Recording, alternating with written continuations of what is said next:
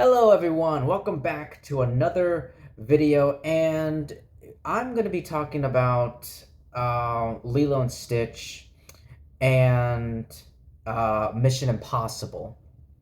So Lilo and Stitch and Mission Impossible both movies came out uh, over the Memorial Day weekend, and well, prior to Memorial Day. Um, and both films, like, they blew up the Memorial Day, like box office, and they were making lots of money, and people went out, and a lot of families took their kids, a lot of parents took their kids and their families um to go and watch Lilo and Stitch, and and friends and maybe some family members went out and saw Mission Impossible. But anyway, both of them blew up the box office, and we're gonna be here talking about that. So yeah, this will be kind of like I never really done this, and I felt like the last time I've done this, like a double feature um, movie reviews, was I think it was Turning Red and The Atom Project, I believe, or it might be something else, but I've never really done, multiple reviews in one video, combining in one videos. But I was thinking, should I make like separate reviews? But I'm like, screw it. Screw it. Might as well just get it over with and just talk about both Lilo and Stitch and Mission Impossible: The Final Reckoning. So Mission Impossible: The Final Reckoning. Yes, I have binge watched all of the Mission Impossible movies. I'm all caught up with the Mission Impossible movies. I just have to do my reviews for Mission Impossible for each of the films and post them here on my YouTube channel. So stay tuned for that in the future. And as far as Lilo and Stitch, I've never seen the original one. Like, I know, like, I looked it up. I didn't know when the original movie came out. I thought it was like the late 90s or something. But no, it was 2002. So I was 2 years old when the classic, when the animated Lilo and Stitch movie came out back then. So I was like a 2 year old little baby boy. Um, but yeah, but I've never seen the animated movie Lilo and Stitch. So I guess I'm gonna be talking about Lilo and Stitch, and then I'm gonna move on to Mission Impossible. I think that's fine. So Lilo and Stitch, like I said, I've never seen the original one, and I want to say, and until I never seen the original one until just recently, like before, like literally on Disney Plus. I'm not even joking. Like, I saw Lilo and Stitch like on Disney Plus. I pressed play, I watched it, and then I went out and drove all the way to my local movie theater, and sat down and watched the live action one. Like, that's like it. So yeah, I will say this, I really enjoyed Lilo and Stitch. I love the Hawaiian culture, the tradition, and you know, Lilo, who's kind of like adopting Stitch into her family.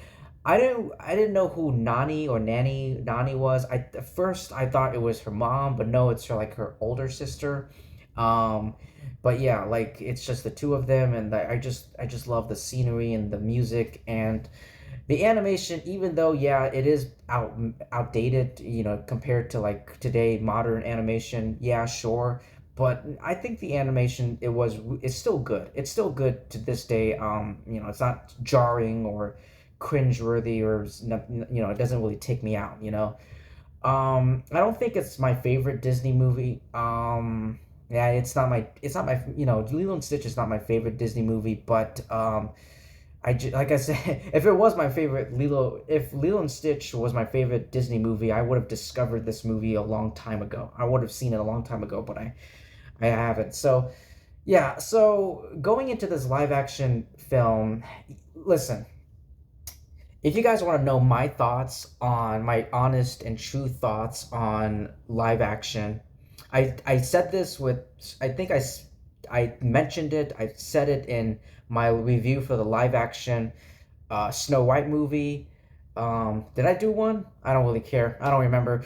I remember I was ranting and really addressed about how much I really hate um, the Disney and their fucking live action adaptations of all their classic animated projects in my live action Little Mermaid review, which you can go ahead and check that out. Um, but yeah, I'm putting that aside. I went into this movie and I thought this movie, Lilo and Stitch, was is the best live action Disney remake since, well, I haven't seen a live action Lion King to this day. I haven't seen Mufasa. I haven't seen so many. Oh, there's so many. Like, I guess Beauty and the Beast. Well, maybe in a long time. Well, maybe in a very very long time for me. Like it has been a long time.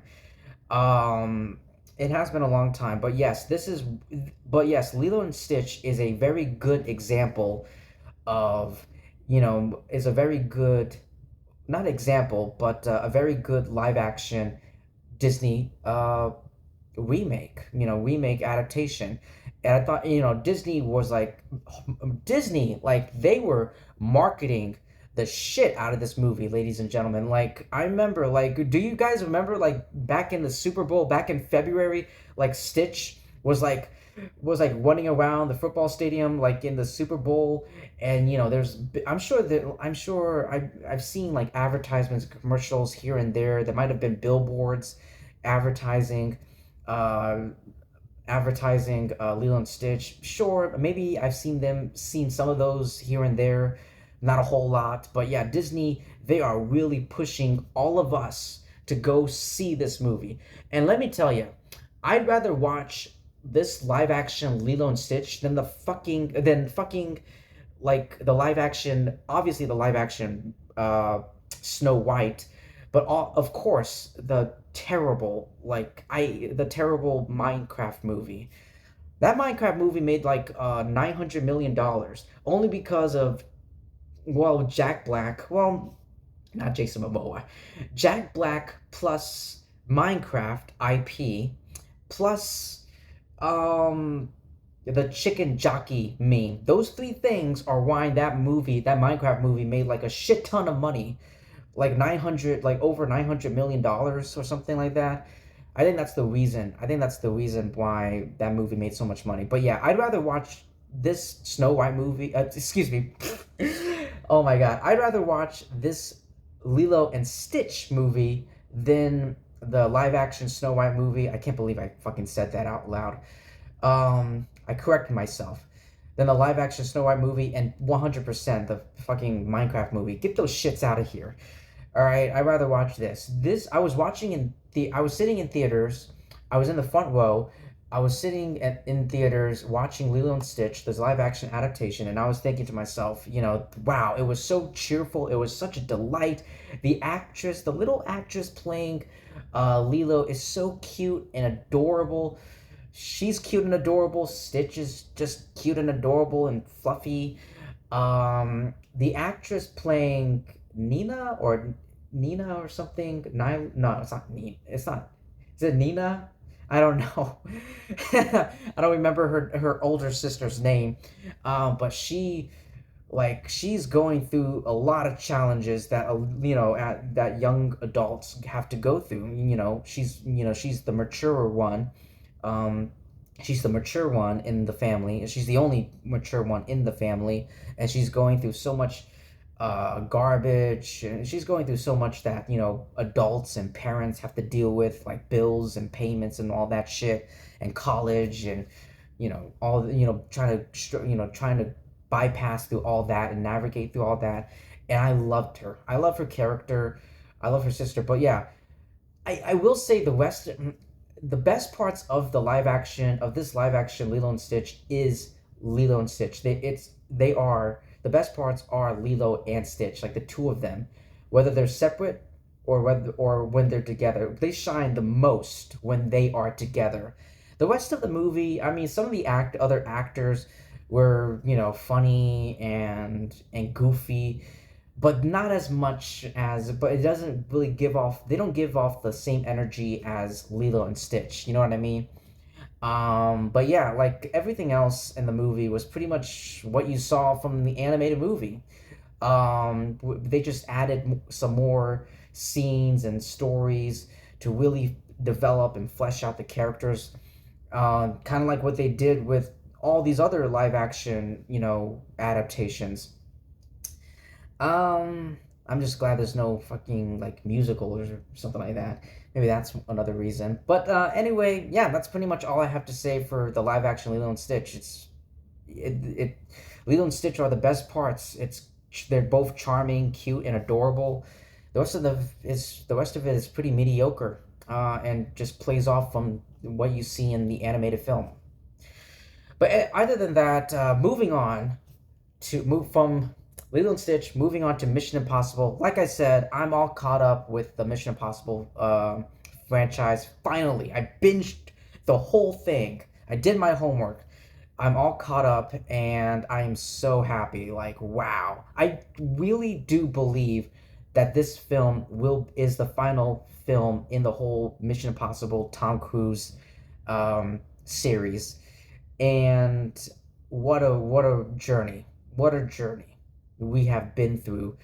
I After this movie, I really don't see how you can go bigger than the entity and Gabriel and all that. No spoilers, by the way. But yeah, just so I'm like, there can't be, there shouldn't be. If I was Tom Cruise, I mean, this is the Mission Impossible movies are produced by Tom Cruise, so it's like his movies. It's his movies, his company, his money that he's putting in. Uh, so like, if I were Tom, I would stop at this one and move on to other projects and other something new and something original. Um, very brilliant. But yeah, like I do believe this is the final reckoning. Um, I will say the movie does. It's like the movie is really long. Like the Mission Impossible is a really long movie, but I ate up most of it. I think it should have been like 10, 15, less than 20 minutes. It should have been cut down like maybe less than 20 minutes, but the rest of it, like I ate it up. I didn't fall asleep. I wasn't bored. I was just encaptured. And the submarine scenes, like this, like underwater, like the whole thing, you know what I'm talking about if you've seen the movie. That was just, I was speechless. I was literally speechless. I was complete silent, just following Tom Cruise, like underwater in the submarine and like this going on doing his thing, and I'm like, this is so amazing. This is so amazing. I just love it. And of course, seeing all there were moments in the movie where I thought like characters were about to die. Um, but I'm like, I am not every but I'm glad like not every franchise you have to kill off like protagonists, main characters one by one. But I am happy about that. If I have any other issues, I mean maybe. I mean I thought it's just me nitpicking like too much dialogue, so much exposition, characters explaining, but they have to, they have to explain the story for us, the audience, the people sitting down in the movie theaters watching your movie, to understand what's going on, like to understand what the story that you're trying to tell. So there has to be exposition. So but yeah, like the acting, the action, though, that airplane, that's not an airplane. I don't know what it's a type of, like a it's like an old school airplane. I don't know. There's a specific word for it, but I just don't know what it is. I just call it plane. The plane scene at the end of the movie, like the third act, like before the movie ends, was very gripping and a little bit scary. It's intimidating, very intimidating, and I was like clenching my fists just watching the whole thing, like, oh my god. Uh, but yeah, yeah, yeah. Other than that, yeah. This past Memorial Day weekend was great. Was huge. Like with at the movie theaters with the live action Lilo and Stitch and Mission Impossible, making lots and lots of monies and getting good reviews. Now, if you asked me like Max, or Thorane, which movie would- is better? Which movie do you want to choose? Like Lilo and Stitch or Mission Impossible? I would choose Mission Impossible. Sure, it's a long movie, it's a long ass movie, but it's definitely worth it, in my opinion. Plus, I'm not a 9-year-old. I'm not like a 12, like 6-year-old child. Lilo and Stitch was cute and adorable, but I'm a young man. I'm a young adult. I'm 25 years old, and yeah, I prefer to watch something that's more to my taste. Parents and kids can go ahead and have fun watching Lilo and Stitch. I'd rather watch Mission Impossible. That's better. That's the better movie than fucking Lilo and Stitch. Like another live action adaptation of a classic. Well, I don't know if is Lilo and Stitch classic. Well, the music is definitely classic, and I love the tradition and the culture. But yeah, I'd rather pick Mission Impossible. But anyway, ladies and gentlemen, that's all I have to say for both. That's my review. Those are my two reviews of Lilo and Stitch and Mission Impossible. What a great Memorial Day! And yeah, like I apologize. I was unable to post my reviews for this film, for these two films, like separately. I don't know. Like I wasn't in the mood.